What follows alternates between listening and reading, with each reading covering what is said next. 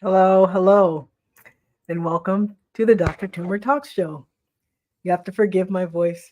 I've had an allergic reaction to being amongst flowers that apparently um, triggered my allergies. So I'm going to do my best. And thank you for those who are here this week. I know last week I was at an event and I was talking at the time that this would have happened. So I couldn't, I had to do a pre recorded tape. And I hope people who saw it appreciated the information. So I am Dr. Catherine Toomer. I am a family medicine and community health physician and founder of Total Weight Care Institute and host of the Dr. Toomer Talk Show. And what I do is I help people maximize their health and wellness through their weight care. But I also help people maximize their health and wellness in any realm because that's what I do as a family physician. And so say hello, tell me where you are. And for those who watch later, just put in hashtag replay. So today I wanted to talk about my experience. As I've said before, experience is something that can inspire and inform other people so that they know that they can do the same. I'm also educated in medicine and therefore can help guide you to that place of health and wellness. But I also have many, many years of expertise. I've been in medicine almost 30 years. And so, with the years of expertise, there are a lot of things out there, there's a lot of information out there, a lot of pitfalls. And so, that helps me guide people away from those pitfalls and keeps them safe. And so, one of the things I talk about is my story because it is very much a part of why I do what I do. Because I'm living on borrowed time. I don't feel that as much anymore because I feel that, I was spared for a reason and I'm sitting here for that reason. But what happened 23 years ago, and I'll never forget the day, was April 24th, 2001. I was rushed to the hospital, not able to breathe. I was so weak that I couldn't even use the restroom. I needed to go to the restroom and I couldn't. And I was at my in law's house and I woke up my in laws and said, something's wrong. I need to go to the hospital. I had just had a baby who was just a 1 month old, exactly 1 month old. And I was still breastfeeding. So we bundled her up and she went with me in the ambulance to the hospital because I had no other way of feeding her at that point. I didn't even own a bottle, let alone, feed her with one. So she had to come with me, otherwise she wouldn't have been able to eat. So I'm riding in the ambulance, unable to breathe, breastfeeding my newborn, and not knowing if I was going to survive. At that point, I have enough medical knowledge that I knew that something was terribly wrong. Now, actually, I had known about 2 weeks before. I knew something was wrong 2 weeks before, and I sought help. And I was misdiagnosed as having pneumonia. And I was told that because I was so overweight and I had just had a baby, that all my symptoms of shortness of breath and all the rest, and fever and cough and just extreme fatigue were all because of that reason. In my gut, I knew that was wrong, but I clung to the hope that it was what it was because pneumonia is easily treated. But at the time, even my husband, who was training in radiology, looked at the x ray and he said, at that time, and I'll never forget, he said, Catherine, that looks more like failure than pneumonia to me, but I'll defer to the more experienced radiologist. So we went home. And 2 weeks later, I was being rushed to the hospital. When we got there, my x ray had completely changed because it would all completely white it out. So essentially what my diagnosis was postpartum cardiomyopathy. And what that means is my heart, pregnancy related heart failure. What heart failure is, there's different types, but the type I had was a type where the heart got floppy. Now, most times the heart's about this size in your chest. Mine was about this size. And the reason being that the muscles went floppy, and when muscles get floppy, kind of like an overstretched band, like a waistband, once it gets overstretched, you can't get it to go back. And so it just sort of flops. And so what's supposed to happen when your heart fills up with blood, usually it contracts and about 55% of what is in your heart gets pushed out. That's considered normal, 55 to 65%. Mine was at 15, 1-5. And when I heard that number, I knew what the statistics were. Generally, heart failure of that type has a very, very high mortality rate. 50% of women who have this usually die from it. Of the 50% who live, half of those usually require a heart transplant. Of those who don't need a heart transplant, half of those will get better and have no problems, and the other half will end up on medication for the rest of their lives. And that's where I fell, on the medication for the rest of my life. Still, statistically, most women, even when they're stable initially, still can have problems anywhere within the first 5 years. And so about 50% deteriorate. And so I had a 50% chance of surviving 5 years. Mind you, I had a 2-year-old and a newborn, and I knew the statistics. But 2 lessons here. 1, I knew way before that something was wrong, and I ignored it. And I didn't follow my gut. So that's lesson number 1. If you feel like something's wrong, seek help. The other thing I didn't do was advocate for myself when I went to get help. I was told a diagnosis that in my gut I knew was not correct, and I accepted it because it was more acceptable. And that was my second mistake. So when I was able to get home and I was told that I needed to lose weight, and I was a type 2 diabetic on insulin at the time, and I had heart failure.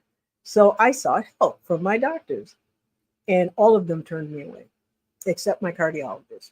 Everyone kept saying, focus on your cardiology. I actually had one doctor say, Catherine, how did you get this far? I was 5 feet tall. I was 220 plus pounds. I was on insulin. I could barely breathe because my heart was failing. And rather than giving me a shoulder, I got shamed. And it was at that moment that I decided that if I ever am able to go back into practice, I will make sure that I am not that doctor. So what happened? And one actually said, how did you let yourself get here? How did I get here? I was 36 years old, class 3 diabetic. Class 3 obesity, type 2 insulin dependent diabetic. What happened is that my body reacted to stress. It reacted to stress and met my genetics. My genetics is I'm predisposed for diabetes. So any of you who are predisposed have a family history of anything. What happens is things that happen environmentally can meet your genetics and cause issues. And that's what happened with me. My stress levels from medical school, from residency, from marriage, from having 2 babies in 3 years, all led to my gaining weight, and also caused me to get pushed towards diabetes. That happens to everyone who's under stress, not just me. It just happened that my genetics were such that it triggered my diabetes, and I ended up on insulin. But what was most discouraging was that my heart was failing and I knew I needed to focus on that. However, I knew I needed to lose weight, and I also knew I needed to get my diabetes under control. The wonderful thing about diabetes is that it is controlled meal by meal. And I knew that as a physician who had helped others with their diabetes. And so I knew that all it took was for me to be disciplined enough to eat a certain way with my meals for my diabetes not to be a problem. However, I realized rather quickly that I have very little willpower and very little discipline where food is concerned. Thankfully, my husband, who is also a physician, helped with meals because I was too weak to make them myself. So what happened though is I realized that I was struggling elsewhere and that it was very hard for me to do the things that I needed to do in order to get better. And that's when I realized it was depression. Depression in and of itself zaps motivation. And I had postpartum depression, cardiac disease causes depression, and then just stress in general can cause a low level depression. And I was suffering from all three. So what I did initially was treat my depression. And it so happened I used a medication that is now used for weight loss. At the time it wasn't. Now it is. And it was called bupropion, or Wellbutrin is the brand name. So I started that, immediately started getting better. My depression started lifting almost at once. And so then my outlook changed. I suddenly was hopeful. I suddenly didn't feel like I was going to die. I just suddenly felt like I had some hope, some joy, something that I could do, that I was going to get better. And that's exactly what happened. We got my diabetes under control, and within 6 months, I had lost 60 pounds and was off insulin. And my heart was still failing and I couldn't exercise, but at least I could do other things. Take care of my baby, for one.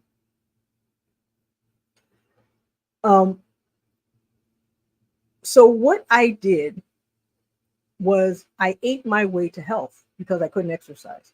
So I focused on protein, and that's why I focus so much on protein in my program. I focus on protein, and what protein does, it helps you lose weight without losing muscle. It also controls your appetite naturally.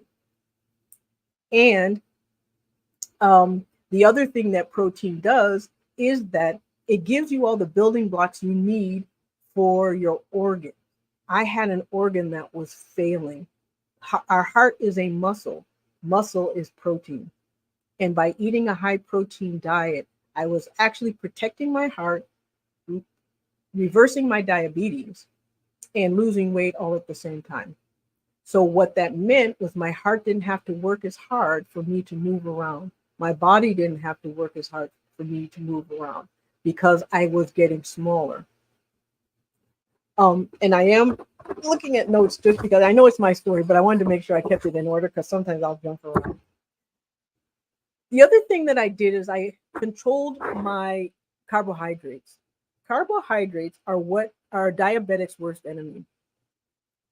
What diabetes is when carbohydrates get broken down to glucose, blood sugar, and cannot be metabolized. It can't be used properly. So what happens when you have diabetes, pre-diabetes, or even pre-diabetes, our body takes carbohydrates, breaks it down to glucose, and rather than making fuel, it makes fat. This is the reason that so many of the new medications work well to cause weight loss. It's because they're reversing the glucose dysregulation that creates fat production and reverses it. And so by limiting sugar, by limiting carbohydrate, the other carbohydrates, and by maximizing protein, I was able to eat my way to health. And what I also learned to do was manage my moods. I realized that the only time that I had problems was when I wasn't controlling my emotions. If I got upset by something, if I got angry by something, if something made me sad, my heart would react. And I knew that that was a problem. So I learned biofeedback with deep breathing and what is now many called deep yoga breathing. And what that did was control my heart rate, and it controlled my cortisol levels. That stress hormone that I talk about a lot, that's what it was controlled. So you see, when you are able to focus on managing your moods and managing your reactions, what that does is it feeds back into your health, into your physical health. And I knew that I had to control my moods, which I helped with the antidepressant, but also by deep yoga breathing. And so that's also why I tend to talk a lot about cortisol control. And I talk a lot about mechanisms for doing that, for getting your heart rate down and your cortisol levels down. So that's what I've done. And that essentially is what saved my life. If I were unable to do that, my heart would have kept trying to pump enough to get blood to all around my body in an environment that was under stress. So, having ate my way to hell, I lost 60 pounds. I got off insulin, and I maintained that for about 10 years as I got better. My heart function went from 15% to 53%, which is almost normal on medication, but still almost normal. And unfortunately, though, a couple things happened. I went back to work as a doctor, and I was 10 years older. The combination meant that my hormonal levels were changing, and therefore, so was my cortisol level. I talk a lot about estrogen and what happens to women in menopause. Many of us who are in menopause recognize that our stomach grows through the middle. And reason that happens is because our estrogen levels drop. It leaves our cortisol unopposed, and that cortisol pushes us towards diabetes and makes our body really efficient in making fat. And that fat gets put down right in our middle. And that's what was happening to me. I also talk a lot about waist to hip ratio and how that affects health. My waist was growing, my weight to hip ratio was changing, and therefore my health was changing. So it was at that point I had to go back on medication to control my diabetes, and my heart started to fail again. My ejection fraction kept slipping and slipping. So what my cardiologist did was put me on this medication called a GLP-1. And that GLP-1 did two things. It preserved my ejection fraction and it controlled my diabetes. And it also led to another 45-pound weight loss. Now, for those of you who've heard me talk, GLP-1 are Ozempic, Mounjaro, Wegovy, Zepbound, Saxenda, Victoza, Trulicity. So as you see, and as I'm telling you, these medications have been around for a very long time, and they're used in ways more than just weight loss. Now, yes, loss does happen on them, but they're used for addiction treatment, they're used for liver treatment, heart treatment in my case, and now it's being studied for dementia prevention. So that combination of being on a GLP-1 helped preserve my heart function and also reduced my size so that my heart didn't have to do as much work. And that's lesson number 3. When physicians offer a treatment that may or may not have been commonly known, if you have a good doctor who's monitoring you, who knows what they're doing, you don't have to be afraid of it. And even if you are concerned, you just maintain contact with your doctor so that you can make sure those concerns are addressed. In my case, it saved my life. It was a medication that was new. It was a medication I hadn't really used a lot. So it wasn't something I was very familiar with, but I was willing to try anything because I knew where I was heading. And I was actually heading towards a heart transplant if I didn't do something. So, but most importantly, what I did was I kept track of everything I did. Because there was no program that I could use to save my life, I started writing down what happened and keeping track of what happened. And I realized that there was a connection between what I was doing, how I was being treated, and my weight loss and my life longevity and my improvement. And I kept all that information. And when I went back into practice, I used that information to help my patients. I helped patients reverse their diabetes, lose a lot of weight, as much as 250 pounds for some. I have helped create environments where people didn't feel like they were being ashamed. So they took ownership of what was happening. But the other thing I did is I always checked for mental illness. Not saying, and I know people don't like that term, but depression is a mental illness. And I have chronic depression. And I knew that by treating my depression was the first step in being my success in weight loss, in heart protection, in all the things that I needed to do to stay alive. And so I check for it. And if I find it, I treat it. But I also check for anxiety. I check for anything that might drive cortisol levels up and or may change someone's behavior with food and around food, because that's important. It's not enough just to treat the biology.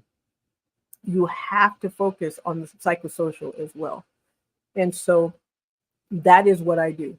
Biopsychosocial. You've heard me say that a lot as well.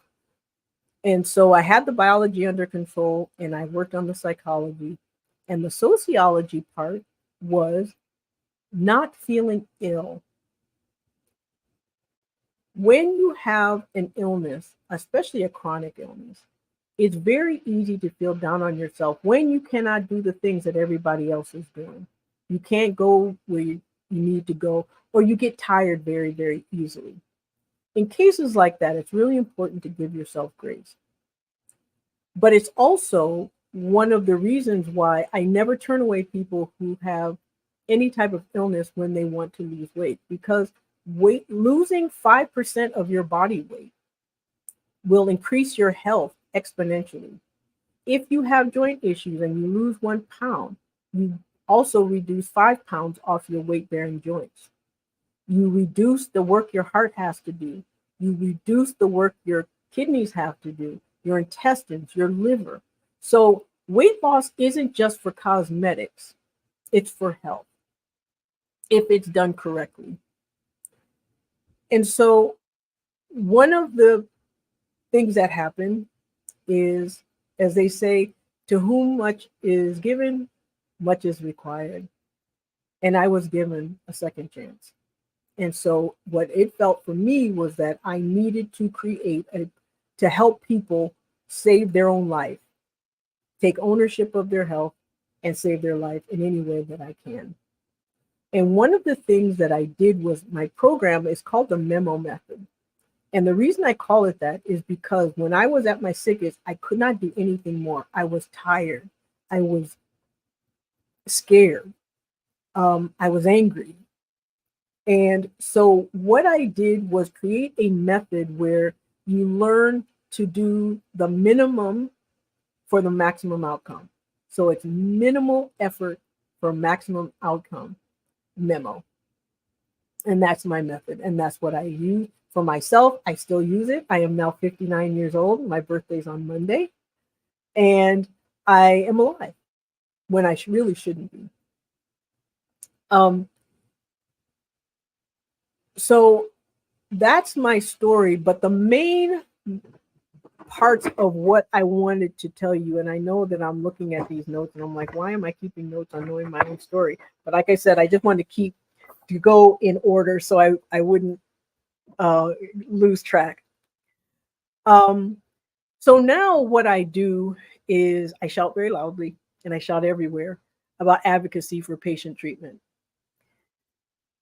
GLP-1s are one of them, but not the only one. But they do save lives, and I talk about them a lot. And because they are such good medications. But the moral of my story is simply this: trust your gut. If I had trusted my gut, I would have been treated a whole lot sooner. If I trusted my gut, I wouldn't have been misdiagnosed. Do not wish away pathology. And what that means is if you're given a diagnosis, accept it. If you need to get a second opinion, get that. But educate yourself on what that is and therefore know what it is. And what I did was knew the symptoms that I had were also cardiac related, but I was willing to ignore that in order to have a lesser diagnosis of lung disease. The third is always treat your psychosocial issues. Address them, acknowledge them, and then treat them if necessary. Treating a medical condition without understanding the psychological impact it's having on you or the fact of your psychology has on your condition only leaves you half addressed. It's really important to understand the impact of your psychology, not only just on you, but also on those around you, how it affects your life, your day-to-day life, the people around you, your work, your children, your spouse. All those things matter because they all interplay, and so they're very important to address. And the fourth is share your experiences with others. Your stories help. My story, I hope, helps. And the reason it's so important is because the more we keep quiet, the easier it is to shame others who have the exact same thing. And by speaking up, by offering a sense of community for those who have the same diagnoses, lends itself to better treatment. And so, having said all that, if you want, if you know, if you're moved by my story, or if you just want more information about what I do, I have over 100 videos on YouTube, and is youtube.com/@Dr. That's DRTOOMER. And I also consult and collaborate. So if you have anything that you want me to talk about, you can contact me on my website at drtumor.com. So if you have any questions, I'll take them now. Usually people have a few questions afterwards, and it can be on anything. Like I said, this is health, wellness, and weight care. So, but I would like to say thank you, Patty, for coming. Hello from Lawrenceville. Thank you, Perry from Dallas. Val, thank you for coming. Jennifer, good to see you again. And Chris, always glad to see you. Thank you for your support. Margie says, thank you for being transparent. I've been scared to take meds. I know, and it is very scary. But sometimes they are what we call a necessary evil. And it just depends on the right combination. And it's always important to work with your doctor as a team to come to the right combination. The time to not be afraid of medication is when your health is deteriorating to the point where nothing you can do can bring it back. So for me, my heart is such that I need medication to help me because I cannot exercise to the point that I need to in order to control certain parts of my conditions. Now I can maximize it, and I can get as much as I possibly can. And so what I've done is I go through cardiac rehab to strengthen my arms, strengthen my muscles, and I continue that, but I cannot do it to the extent that I would need to in order to, reverse my diabetes. And, and the cardiovascular part is where it is, and I can't do anything about that. Dr. Elizabeth says, thank you so much for this vital information. Oh, thank you for coming. And Val says, I like Memo. Yes, Memo is really important. To be honest, I'm a lazy patient, and I'm just going to be blunt. I am a lazy patient. So I will figure out, and this is something kind of I've done my whole life, really, figured out the least I have to do to get the result I want. That was studying, with cleaning, with everything. And I just applied it to this, and it works. Because one of the things I don't want to do is get people overwhelmed. And sometimes when we're on a health journey, that's the first thing that happens. We start making all these changes, and it's just so overwhelming. So if you learn the least you can do to get the most out of it, it takes away some of that. Um, Welcome, Roger from Ohio. Oh, and thank you for the early birthday present. Yes, birthday greeting. And my birthday is on the 26th. Hello, Sheila from North Carolina. Hola, Dalisai. Val says, your story was great. I could not lose weight until I got on Manjaro. I feel great. Half to my goal. And that's wonderful. And it is, and the thing is, with these medications, they're not magic. They're treating something. So, like I often say, if you take Tylenol for a headache you don't have, it doesn't do anything. It's the same thing with these medications. If you take medication, if you use a GLP-1 and it lends itself to weight loss, it's because it's treating the underlying metabolic cause of your weight gain. Chronic weight gain is a real disease. It's called obesity. And this medication treats it. Jill said, this is so enlightening. I have been shamed for not being able to lose enough weight for knee replacement, but I need more help. And that is where actually I get a lot of referrals for that reason. People needing surgery and surgery being dependent on a BMI. And so, because what happens is when you gain weight, every pound you gain adds 5 pounds to your joints, including knees. So the weight you lose, it also, relieves some of that weight on your knees, so your knee replacement lasts longer. And so, Jill, I hope you have someone helping you. If not, you can ask me questions and I can find you someone, because there's no reason for you to have to avoid surgery when there's ways of getting to your goal and making your orthopedic surgeons happy. Lauren Richards, hi, Dr. Toomer. How are you maintaining your weight loss? Are you still on a GLP-1? Yes, I am on a GLP-1 mainly because it's preserving my heart. I won't come off it because it rolls my ejection fraction back up. I'm still a diabetic, so it controls my diabetes, but it also keeps my weight down. Now, how you lose your weight is how you keep it off. So if you lose weight all through medication, then you stay on medication to keep it off. If you use medication and muscle, then you can use muscle to take over later, possibly. If you do it through diet and other exercise and medication, then all those three be the way to keep it off. And so for me, yes, GLP-1 and a high protein diet. I watch my carbohydrates. I still eat my sweets. I like my sweets and I have them every once in a while. I'm just realistic in my eating habits.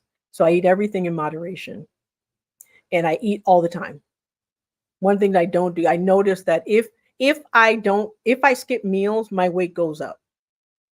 And that is because my metabolism is so heavily affected by my calorie intake. I always make sure I eat enough calories each day.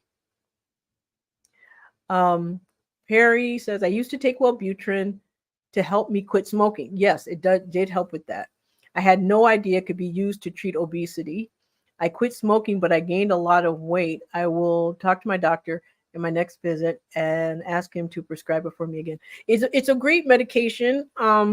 It's called a Chantix if it's for smoking, and it's called bupropion if it's used for or Wellbutrin if it's used for depression, and it's called Contrave when it's used for weight loss. All the same medication. So Val said, yes, pre-diabetic and without the medication, I couldn't lose weight. Absolutely. Pre-diabetes is one of those states where your body gets really efficient at making fat out of food. I mean, that's just, it's an insulin issue. You can control it with extreme diet. Ketogenic diets, the reason they work is because for that reason. However, they're not sustainable. It's not good for health. It's not good for your kidneys. And so you can't stay on it for too long. But yeah, pre-diabetes, and that's your genetics. That's genetics that gets hit by life. Sometimes it's age. In my case, it was life, age, and genetics. So that's just, the way it is. Um, I have considered taking a GLP-1, but not sure if I can afford the cost. There's many different options. If your insurance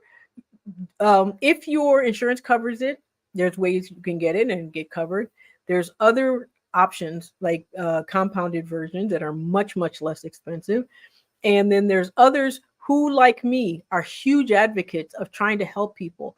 So what they've done is created ways to get these medications, even the brand, at a very reduced price. They've worked out deals with different distributors so they can get it at far less, really low prices. And it's the real thing. It's not like some, bootleg or knockoff from some other country. No, these are real medications. We're all very, many of us understand how well they work.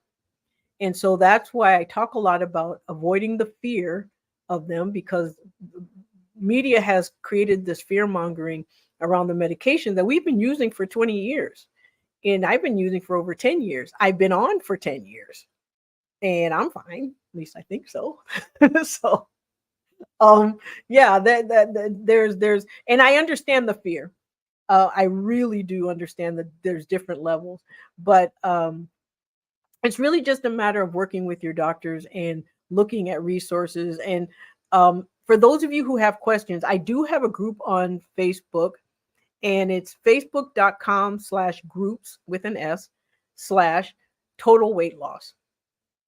If you find me, you can ask me questions there and I will help, because there are many people who have questions, the same questions, and it helps me to not, instead of answering one person's question here all the time, it's easier if I just answer it open to the group so that the same question gets answered for everyone.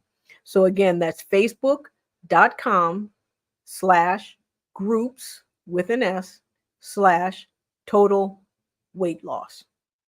And that's the group, and you can find me there. Perry, you asked, do I count calories? No. The only reason I count calories is to make sure I get enough, not to make sure I eat too much. I don't eat much. I only count calories, like I said, if I get through the day and I realize I haven't eaten enough, I will. That's the only time I pay attention to calories.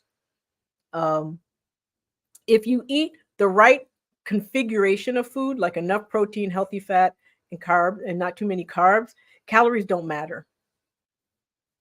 In fact, I've never counted calories in all the times. And I've also have never gained back any weight that I've lost, except when I'm under stress. Now, the early times of pandemic, my father passed away. I closed my office. The pandemic hit, and my daughters were suddenly home from school, and everything was in turmoil. During that time, I got a lot worse, mainly because of stress, and it was very hard for me to keep my stress under control, and therefore my weight went up a little bit. But I think that was the same for most people. But it came as soon as I was able to get my emotions under control, my weight came back down. Because for me, my emotions and my weight and my heart condition all are tied together, and I know this. It's not the same. That's not the case for everybody, but it is for me, and I know this. Val says, I just did an A1C test, but I don't have the results till later this week. Yes, diet and exercise, protein focused, mostly animal-based. Yes. Now, there are proteins that are also plant-based.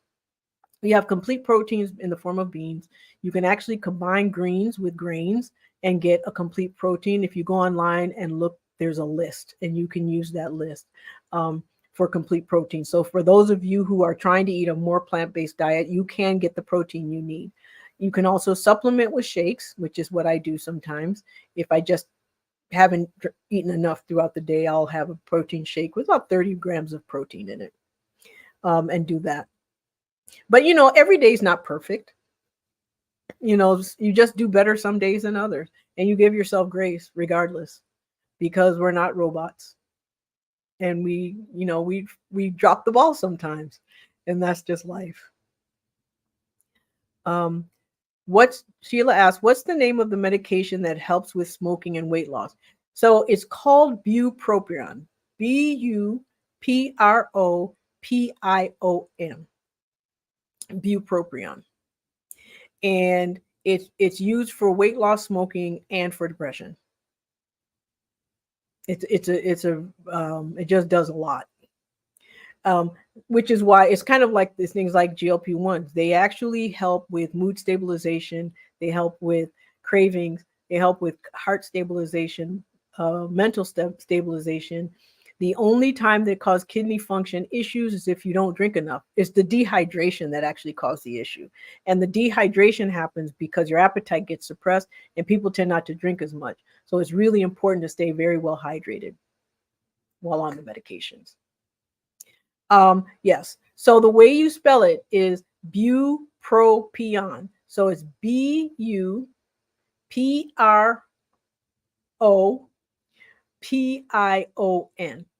bupropion. And it comes in three. It comes in what's IR, which is immediate release. I tend not to like that because the side effects is anxiety.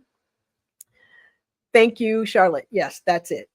The SR is sustained release, which is twice a day, which is the type that I take because I find that the XL, which is the 24-hour, disrupts my sleep. It does tend to increase your energy a little bit. And so if you take it too late, it can cause insomnia. When I take the 24-hour one, I get insomnia. So I switched to the other one so I could take it earlier in the day. Perry said, kept me mellowed out when I was taking it. Yes, and it's one of those medications, you don't feel it. You just feel the absence of other things. So, it's like suddenly your sadness isn't there anymore. Or your worry is gone. So that's what it did for me. It removed my worry. It removed my fear. And so it worked very, very, very well. And I still have cardiac issues, so I still take it because, like I said, heart disease and cardiac and depression go hand in hand. And so if you know anyone who has heart disease who's not on an antidepressant, they probably should be. Any more questions? No? Okay. Well, like I said, if you have more questions, to think of them later, you can either leave them in the comments and I will see them. You can also go to my YouTube channel, which is, youtube.com/@Dr. And I do answer. Anyone who goes there will tell you I do respond to the comments. And also, you can also join my group. And it is facebook.com/groups/total weight loss. So Val said, I think GLP-1s remove alcohol. Not interested. It makes me sick. Yes, it actually does. That's why it's being used for addiction. Not saying that you were an addict, but it drops. So what it does is, many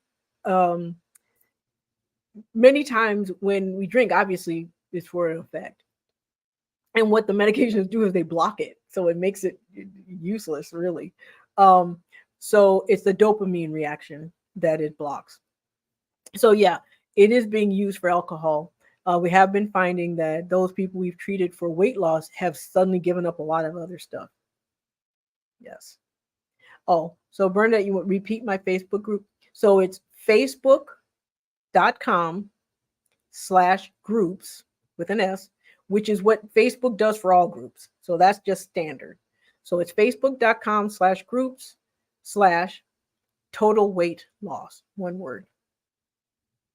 Like total as in whole. Okay. So if you ask to join, make sure you answer the questions so that I know, because I do that to make sure you're not a bot or a troll. So make sure you answer the questions because I consider it a sacred space and I try to protect it as best I can. So I do not let anyone in who does not answer the questions first. Okay. There's no right answer for the questions, just answer them. So I know that you're a human and not someone just trolling Facebook groups. All right. Well, for those of you who, if there are no more questions, or if you have questions later, like I said, you can ask me in the group. You can go to my YouTube channel, or you can ask. Now, if you put it in a comment with the video, I don't see those as readily, but I do try to check regularly, and but definitely on YouTube, and definitely in my group on Facebook. All right. Well, thank you for coming. Thank you for listening. And I will see you next Tuesday at the same time, 6 p.m. Eastern, right here. Bye.